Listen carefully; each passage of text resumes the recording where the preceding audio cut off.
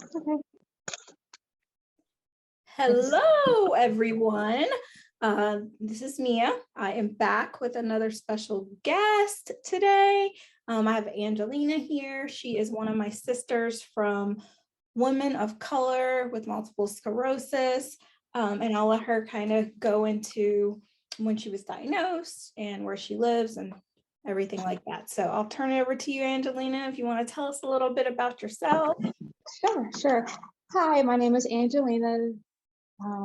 I live in Lancaster, Pennsylvania. I recently moved from Philadelphia, Pennsylvania, moved to more of a quiet country suburban life. Okay. I've been living with multiple sclerosis for 25 years. Oh, I was wow. actually diagnosed when I was 18. Wow. And I will be 44 tomorrow. So I will be approaching my 26th anniversary of living with MS in October. Actually, it was October 21st, 1996. You know, people never forget their anniversary date. You Yeah. never, I don't know about you, but for me, you were like really young when you were diagnosed, like super Yeah, young. Did you have some sort of episode that happened that triggered them to look for it, or? I did. So during high school, I actually lost my sight. Oh, wow. Like I had what I thought were, just blurry eyes, and living in the city, you had to catch the subway and the lighting was really different. So when Mm-hmm. you go outside, my eyes, what I thought would had to reset. So I had like really good girlfriends in high school. I would give them my combination to my locker so they Mm-hmm. could open up the locker for me. Because Oh, trying to open up the locker, I'm like, I couldn't see. And I was very private with my health, even with my parents and family. So one day I'm like, you know what? I can't take this no more. So I went to my grandmother and I was like, Grandma, I keep like just having blurred vision. And mm-hmm. she didn't take me to an ER doctor. She took me to a eye institute in Philadelphia, the Shea Eye Institute. Okay. And there they took me, like I checked in and they immediately took me back. And they were like, we're gonna have to give you all these different tests to see, what's going on. And I remember getting a visual fields test. And I know you know what that is. And Mm-hmm. I did Have to, horrible. yeah, you have to I, do them once a year. yes, So yeah. yeah, yearly. But Yeah. my first one, like literally, it was probably negative on both eyes. Wow. And I was in high school. I was a senior in high school. Once I fully understood what was going on with me, so they said to me, you need to get an MRI of your brain. And my dad was like, MRI, like what's going on? So, we go through the process. I'm still seeing this optic neurologist. He's, got me through the process before the official LMS diagnosis. So did they tell you And when you went to the eye doctor with your grandmother that it was optic neuritis, or did they give you a they diagnosis for what was going on with the blurred vision then? they at first they did not. They Okay. just kept saying that if I do these eye drops, my vision should come back.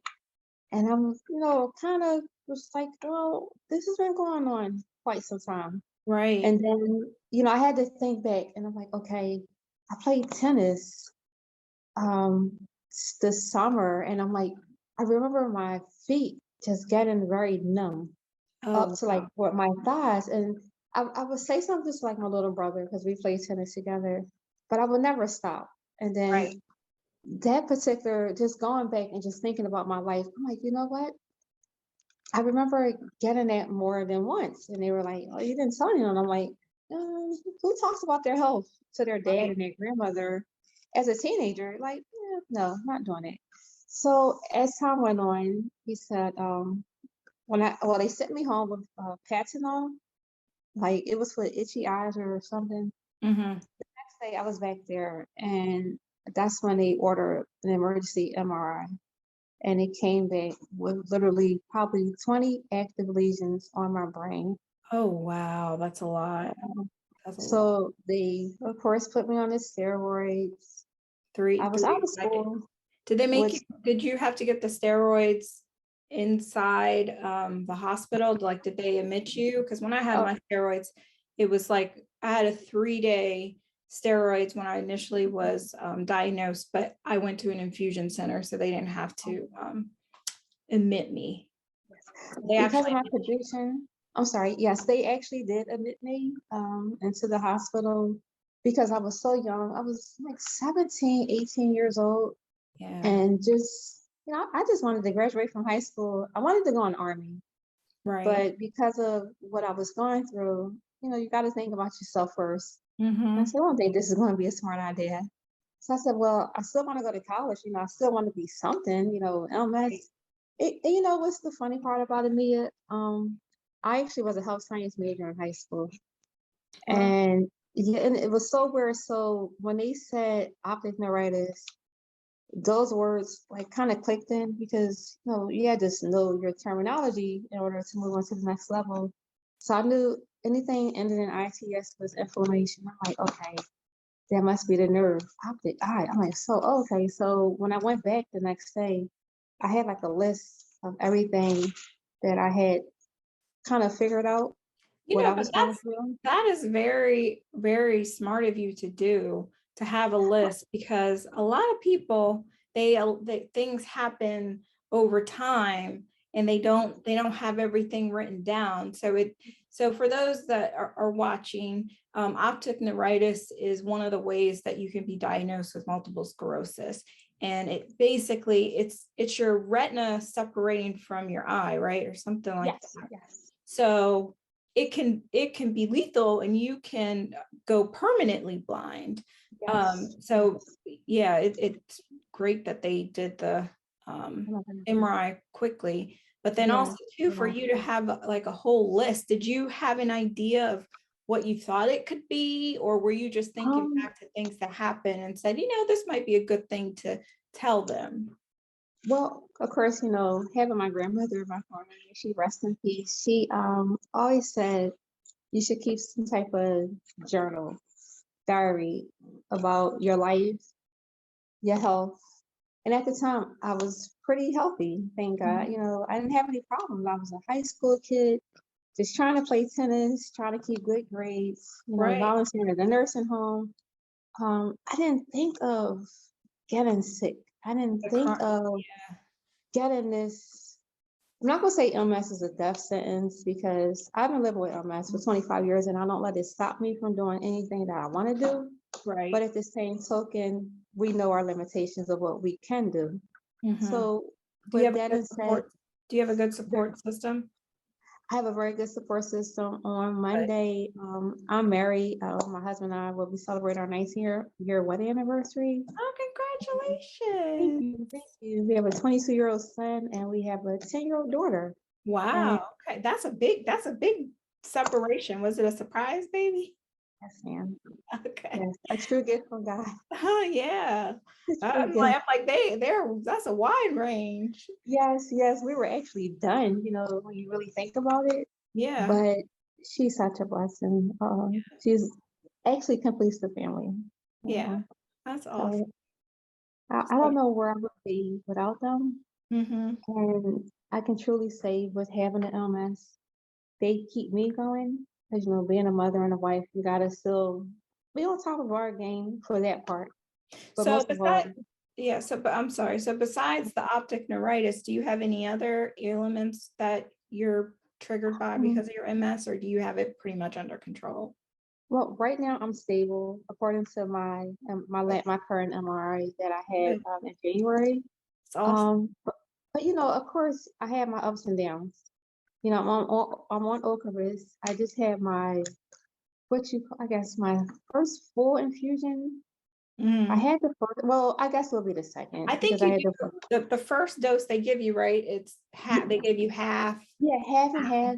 And then But this is like the first full one. Okay. So, Were you on something before? oh my goodness, I've been on every MS. I've taken every MS medication. Like I've taken. Oh my goodness. Evidence. I've taken Rituxan, Copaxone. It was on Copaxone for about 2 to 3 years Mhm. before we found out I was allergic to the glycerin that's inside of it. Oh, wow. Yeah, I started breaking out in the highs. So again, writing down what's going on with my body. I went to my primary and I said, I think I should go see an allergist. Mhm. There's something going on with something that I'm eating, I'm taking, and I wasn't taking a lot of medications. That was the weird part. So when I sat down with the allergist, they determined that glycerin. So he took me off the Copaxone, and I think I went about 6 months with nothing, and then that's when the problem started. Did you had a flare up? Yes, yeah, Yeah. I lost my sight again. Of course, the numbness in my feet and hands, but I suffer from spasms in my legs, which Oh, currently I still do. I have them horribly. Yeah. I have them in my lower right back. Well, pretty much Oh, the mid back, like where my bra okay. area is, and it goes all the way Oh, down to my foot. So wow. we're And I can I ask you a question? Do you yeah, get that in the middle of the night, or is it an all day thing for you? it can be all day. Really? It can be all day. So my story, just to kind of give you a little bit of history about me, I was actually diagnosed 2 years ago. Oh, wow. I was diagnosed the same week that the government shut the country down due to COVID. Oh, goodness. So I was having so many orthopedic issues and I was limping. I couldn't, I was having issues with my balance. And then finally in January, and I had a few different surgery procedures to fix some orthopedic issues that I had going on, right? Um, but after the one that I had, which was on my foot, everything else just snowballed and I could hardly walk. And so I was going to physical therapy, and my physical therapist, he like again, that's why I was saying to you that it's great that you were that age and you were able to write down and knew to kind of track things going on with your health. So that's what I kind of did with him. And we came up with a whole list of different things that had happened over the years because he had noticed that I had a foot drop. I didn't even know what a foot drop was at that time, right? Mm-hmm. Um, but it got to the point where I would go in, he would work on me, and I would leave, and in the process of walking back to my car, I'd be in pain again. I didn't know it, but I was actively going through a flare at that point. Yeah. So the end of December of 2019, my grandfather died. After my grandfather died, I had another family member die, and their funerals were like back to back. We buried my grandfather on a Thursday, and then we buried my cousin Ronnie on Friday, and I could hardly walk. So it got to the point I was so frustrated because it's like, something is wrong and you Yeah. keep trying to tell these doctors, like they're telling you, oh no, this, yeah, they're sending you around in circles. And so finally, how I ended up getting answers, and I tell people I'm so grateful for this doctor that I went to, and he's an orthopedic surgeon. I live in the Alexandria, Virginia area, which is like 5 minutes outside of DC, if you're familiar. That's But familiar. okay, so you know where it is. Yeah. Um, Yes. so I went to an orthopedic for my hip because all these doctors like, oh, it sounds like you got a nerve issue somewhere. It's pinched, blah, blah, blah. Mm-hmm. So when I finally went to Dr. Azer, he is located here in Arlington. Okay. I gave him a huge list of everything that I had experienced. Yeah. And he said, well, it sounds like you might have something going on with your hip. So he was going to order the MRI for my hip to see if I had any issues going on there, if it was like a nerve pinched in my hip. But he said, but because of everything that you've had going on for the past 5 years, I want you to go see a neurologist. So he gave me a referral. He was the first doctor that said, you need to go to a neurologist. I mean, And so I went, gave them the whole list of everything that had went on. The doctor ordered a thoracic spine and a cervical spine. And she said, it sounds like I could have a nerve issue too, like maybe in my back. She goes to leave the room to say her goodbyes to me, to leave, to go see the next patient. I stop her. I said, is there any way that this could be Parkinson's, ALS, MS, anything neurological like that? She's like, oh, I don't think so. She's like, but let's go ahead, since you're going to get the other ones, let's order a brain one too. And so so about 2 weeks later, that Monday, the hip orthopedic called me to tell me that my hip was torn. It was torn from 3 to 11 o'clock. So it literally was almost completely off my bone. So he's like, I'm actually shocked you're walking. He's like, you have a pretty serious injury. You need surgery. So he referred me to a surgeon, so a few surgeons that could do it, because he only did full hip replacements. He didn't do labrum repairs. So then the next day was my follow-up with the neurologist. And I honestly wasn't going to go because the day before I found out my hip was torn. But something just told me that morning, I said, you got all this stuff done, just go. So I went, got dressed because I was going to work the next morning or after my appointment, right? And I should have known something was wrong when the doctor came to get me. Oh, no. And but at this point, I'm not even thinking I'm like, oh, okay. So, sorry, maybe her aide was busy. So she gets me, I sit down. She pulls up a screen that can show my MRIs. And she goes, unfortunately, Miss Sweet, I'm sorry to inform you, but, or Miss Sweet, I'm sorry to inform you, but you have multiple sclerosis. I mean, it was like a brick hit me. It was like a brick hit me. And I just started sobbing because I'm not married. I live alone. I was just like, what does this mean? Like, what is, because I hadn't really known, and unfortunately in our community, it's something that's not talked about often unless you know somebody that's dealing with it, right? Exactly. So I boo-hooed on the way home. I called my best friend. I called, everybody, and my best friend came over to spend the day with me. And then the following day, I had to go see another neurologist that actually specializes in MS, because the doctor that gave me my diagnosis in the same practice, she doesn't specialize in MS. So I went to him the next day, complete mess the whole time. I'm sobbing. And the only thing he's going to say to me, pretty much, and my sister actually came with me. I'm fortunate for that because I wouldn't remember too much about the appointment. He's like, well, he says, by looking at your MRIs, you've had MS for years, if not decades. He's like, you need to get on medicine right away.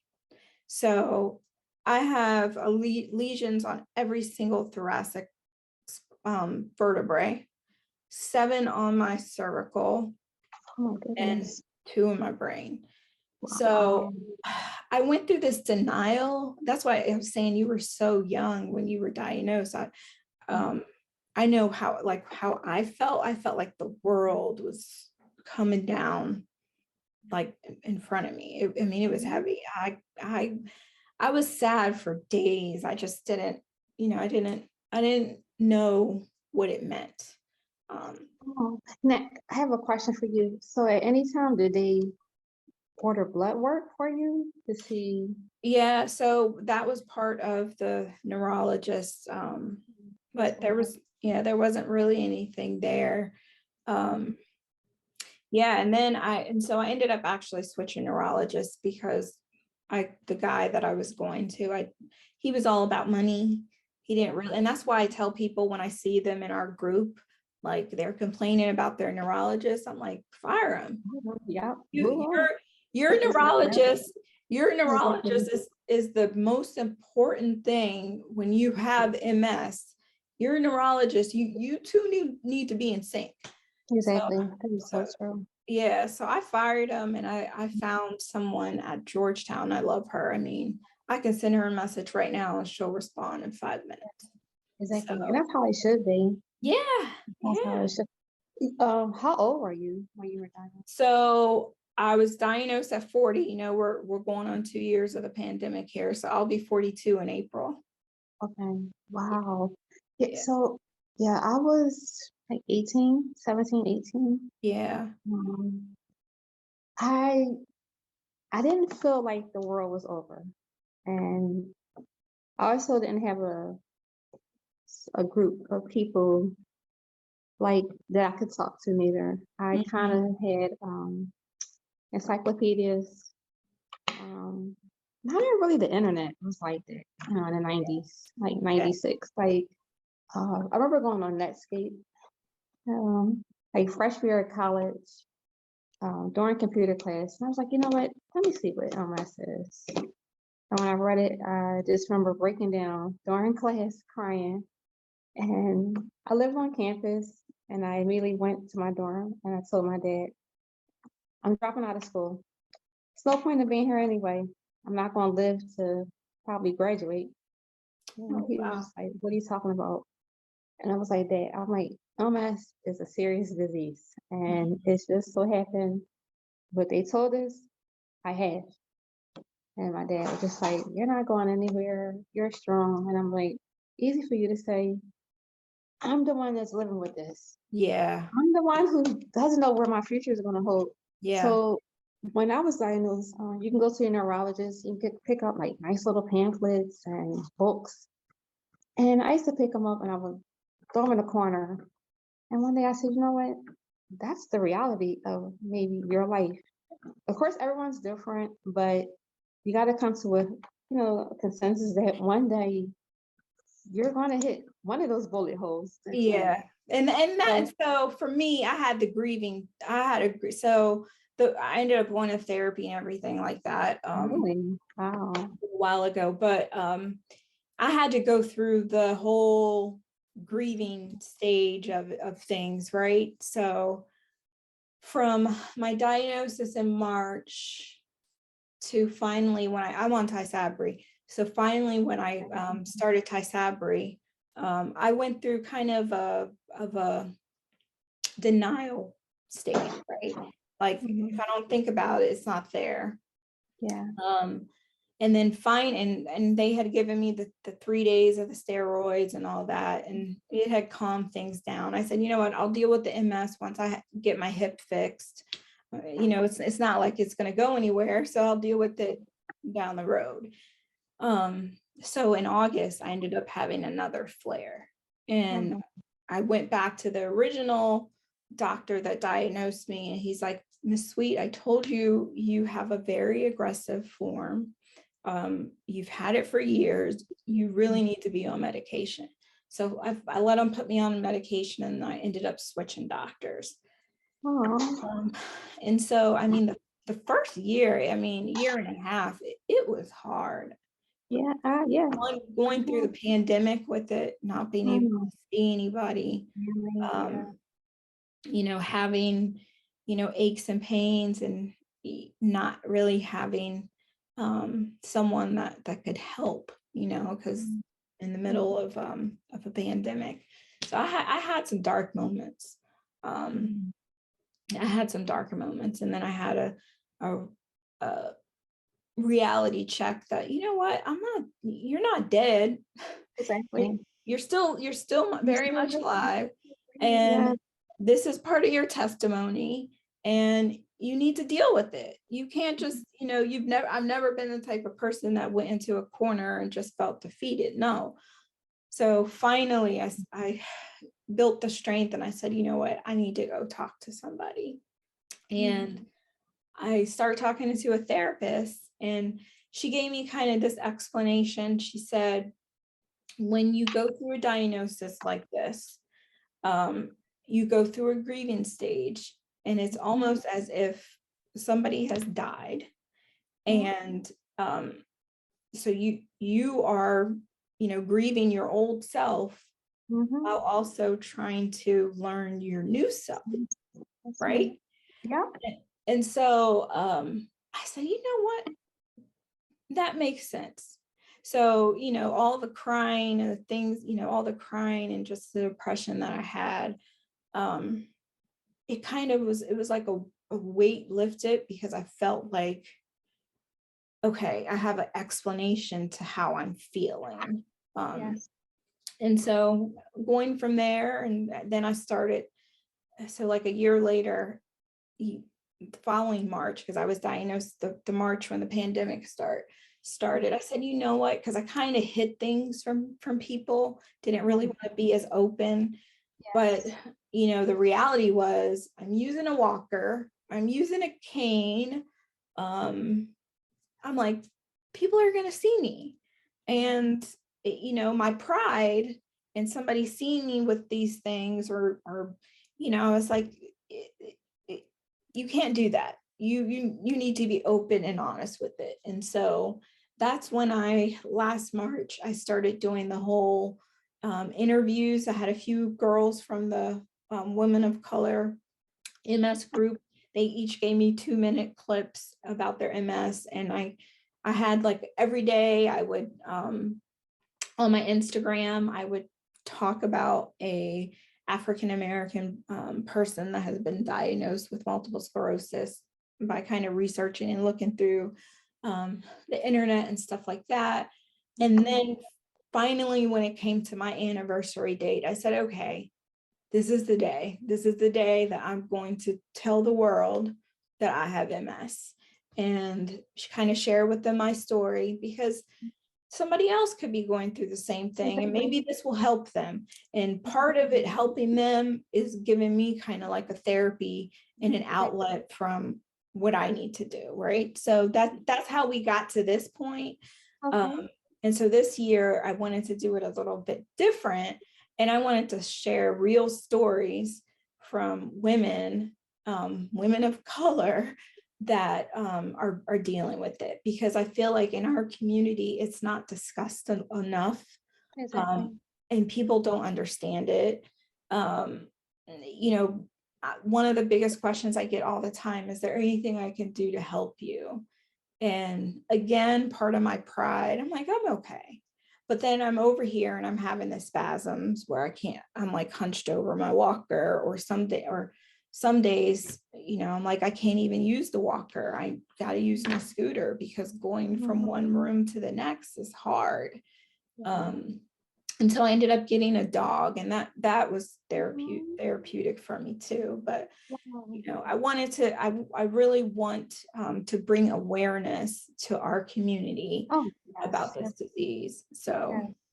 Now, do you have do you have relapse and remitting, or? so they are in the process of trying to determine. My neuro says she thinks it's relapsing, remitting, but I'm still with the walker. I'm still with the cane. I'm still with the scooter. I guess because I've only been with her for a little bit of time. Well, not a little bit of time. I guess it's been about 1.5 years now. Can I She's trying can to I determine if it's switched over to SPMS or not, okay. secondary progressive, which I'm hoping it hasn't. But because of all the problems that I'm having with my balance and my gait, and I don't really have any breaks. Like, this is just how I feel on a day-to-day basis. Oh, So sorry.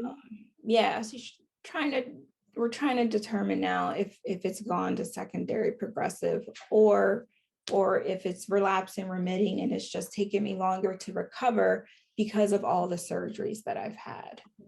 So I had the hip surgery in June of 2020. I had a knee and a foot surgery in June of 2019. Then I had the foot surgery September of 19. So it's like the rehab, trying to rehab and get things back. Just trying to determine if it's progressive now. So. And I was going to say, don't be afraid to do things on your own, because in the long run, you are your own advocate. You are the person who live with MS that goes to these doctors, and all they do is get paid to write prescriptions, order tests, plus. Please take my neurologist, Dr. Galetta, and I was in college, and I would leave school and I would go to the doctors. And like you said, I was very private. Like my roommate, she like, "Where are you going?" I'm like, "I'll be back. I'm going into the city. You know, I'll be back. Don't worry about me. I'll be fine." And I would come back and I'll be really sad. So when my brother got murdered in 2006, I said, "You know what? It's time to really take this as a little bit more serious than what I've been doing." Mm-hmm. So again, I go to the doctor and I said, I just lost my brother. I lost my mom when I was 7. So life has always been hard for me, a struggle. So with the MS diagnosis, I never answered your question. That's why I'm trying all this. No, go So ahead. when I got diagnosed with the MS at being 18, I just said, Lord, you know what? I accept it, because I had a younger sister who was born when my mom passed away, who never got the chance to meet my mom. I have a younger brother who was diagnosed with sickle cell at birth. Wow. Lord, I thank you for giving me this sickness, because I'm going to take this and I'm going to run with it, and I'm going to be the strongest person that I can be. I got a full attendance scholarship to go to college. So I lived in Philly. The college was about 5 hours, Shippensburg University. And I was like, no, you can't go that far, but you can still go to college. Okay, I'll still go to college. Went to a more private university in the suburbs of Philly. I ended up meeting this guy who was my boyfriend, now my husband. I got pregnant senior year of college. Where's the gun? So again, nothing stops me. MS means, what does that mean? Does that mean I have to sit in the corner and cry and mope? Or does that mean I could continue to grow and be the person that I wanted to be? Might not be able to be the doctor that I wanted to be, but I can be something that one day somebody's going to appreciate me, my story. Graduated from college, got the baby in his hand, my bachelor's in his hand, and, had a couple jobs, very stressful. Decided like, you know what, I want to keep going to school. I want to become a better person. Well, 2016, my neurologist says, Angelina, I'm gonna put you on disability. I'd rather see you at home being happy with your family, getting your life back, as opposed to working, killing yourself. Yeah, I'm on Again, disability too. okay. So those books that I was getting when I was first diagnosed, you read about the lady, she went to school, she got good, she's working, this and that. 6 months later, she's on disability. I'm like, oh my God, that's me. But disability wasn't like a snap of a finger. You apply for it, you get it. Right, They did not. I've actually applied for disability when my son was born in 2000. I was only living with MS for 4 years. I was sick, but I wasn't really, I guess, what they thought I should be getting disability. You weren't disabled. Yeah, I went back to work and I decided I wanted to sell cars. Don't ask me why. I just wanted to make money. It was more so seeing how my personality was as a person, Interacting. and all I can say is just never give up, keep going, we got this, just always remember, be your own advocate, if I can say anything. Be your own advocate. And that is a big, that is the biggest lesson that I've learned over the past year and a half, is don't let doctors just give you a diagnosis or feed you medicine. Make sure you understand what it's for and what it's doing. And if you feel like the doctor is not correct, then go get a second opinion, go get another doctor. I've been fortunate enough now where all my doctors are within my neurologist network, right? Okay. Yes. So she refers me to everybody. And then Yes, yes. so everybody talks the same thing. All my Exactly. information is in one portal, so I Yes, don't have to ma'am. keep repeating myself. That's one thing that I would tell people, is that if you can find a healthcare system that has all the information in one bucket, Yes. that's what you should do. With the cane, you had optic neuritis. What are some of the MS symptoms that you deal with on a day-to-day basis, or that you have dealt with, that take a big impact on your life? Something I dealt with on a day-to-day basis was numbness in my hands. It was times where I could not even comb my hair. Don't even say about my daughter's hair. Like, I literally had to get my husband to get YouTube videos to just help me out, because like my fingers are still pretty much numb. That's why I kind of go to the hairdresser every 2 to 3 weeks, because Mhm. the holding up there, like my hand just gets so numb. It's both of them. It's not one. It's better than the other. Are I you deal with able to migraines. are you able to drive still? I still drive, thank Okay. God. Yeah, With I your think you know what it is. I won't give up that. That is like that's like giving up my rights to life. That's me. And I feel like as long as I have that ability to walk, I have the ability to drive. See, So for me, a lot of my weakness is on my right side. And like I said, it goes from my back down to my foot. I have a drop foot. So mhm. it got to the point where driving, I actually was scared to drive, because there was a few times I wasn't able to go gas to brake Okay, in time. And okay. I almost ended up in the back of somebody a few times. Oh my And I was goodness. able to correct it and go into the left lane. Thank God my angels were with me. God was with me, Yes. because there was Oh, nobody in that left lane. okay.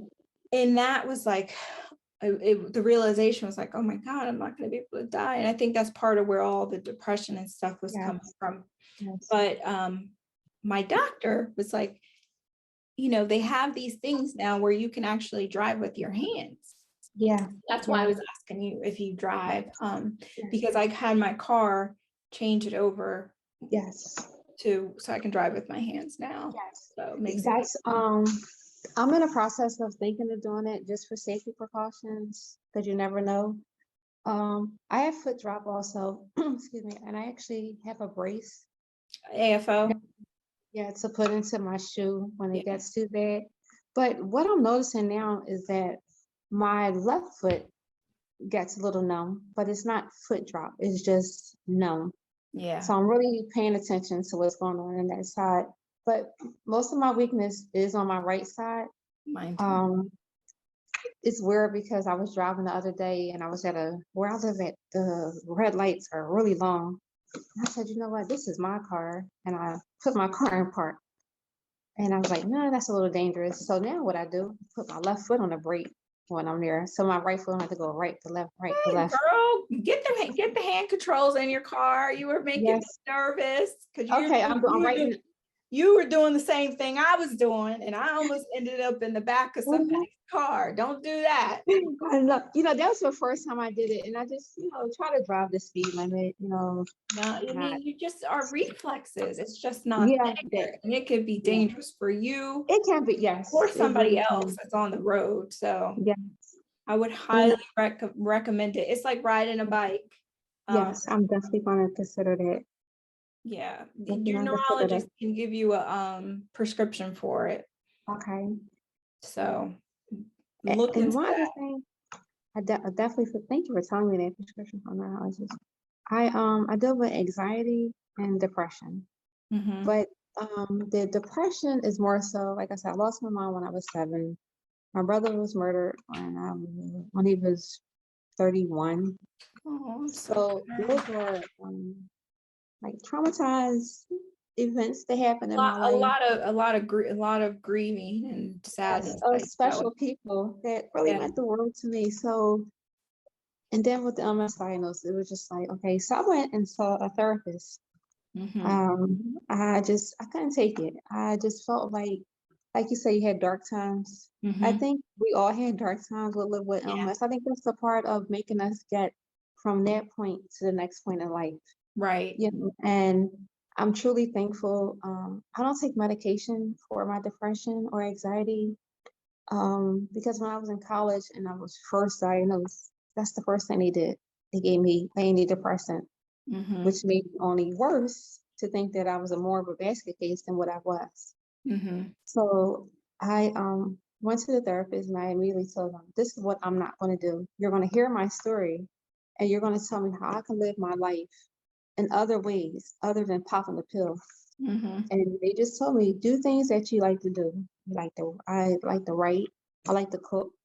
Of Oh, course, these are things that pertain with my hands, but when I get in the kitchen, I allow an hour and a half for dinner, and I just take my time. I bring a chair in there, I'll put music in. I just still really try to enjoy my life the best way I know how to. yeah. And I'm And so the MS Society, they are wonderful, and I've they are experienced them wonderful. firsthand. They That's actually awesome. were able, they had some money left over from last year, and they actually paid for my lift, which That's was 40, awesome. yeah, which was 4,300. And then the hand controls was 2,200. I Oh paid my for that God. first. Okay. Like, Yeah. you hear one story about one person, but you can be totally different. And that's what the amazing part, what I've learned with MS, talking with the sisters on those socials on Wednesday and Sundays, and just hearing the stories.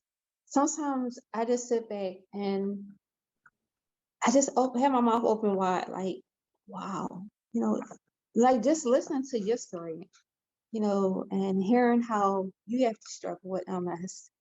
And it's only been 2 years, but But I'm I don't fighting. know. Oh Look, no, I I'm see you kick. still fighting. I'm You're not gonna fighting. give up. You're still gonna fight and never I'm ever give up. I'm fighting. Because we got this. And Yeah. that's the thing that we have to understand. We got this. Mm, We not gonna let no sickness come and knock us down. What? We stronger than that. We all know that, you yeah. know. I'm fighting. I'm fighting to the. I I'm know you are, fighting. and don't ever give up. And I'm a little still optimistic that there is a cure gonna come.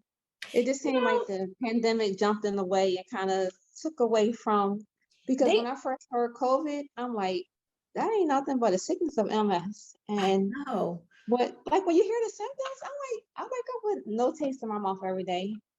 I'm always achy, Bad. like exactly. So when we had the social distance because of, just wanting to live, now everyone else kind of understand what we've been going through Girl. to Yeah. get a diagnosis. Exactly. So I Yeah. always tell my friends, I'm like, all those no's, I wasn't just saying it, I just didn't want to Yeah. get sick. Yeah. Pleasure, Yeah. such a pleasure. You have a good weekend. Who you rooting for in a football game? LA Rams, keep it in the NFC. Me Keep it in the too. NFC. My Eagles ain't there, but we ain't Oh, gonna talk about boo. that. They We gonna wasn't talk. going no way. They wasn't going no way. They ain't deserve to go. We still You know, ran I out look. 2018. Look, I'm a Redskin fan or a Commander fan. Like, we ain't gonna talk about that. Oh, Anything that's oh, gonna take some working with that one. Commanders, Commanders. so aggravated. Anyway, it's been a blessing talking to you. I'll set something up so we can finish Yes, next week. ma'am. All right. Yes, ma'am. Thank You you. Have a have a good wonderful one. weekend. You as well. Thanks again now. I'm ready. Bye-bye. Bye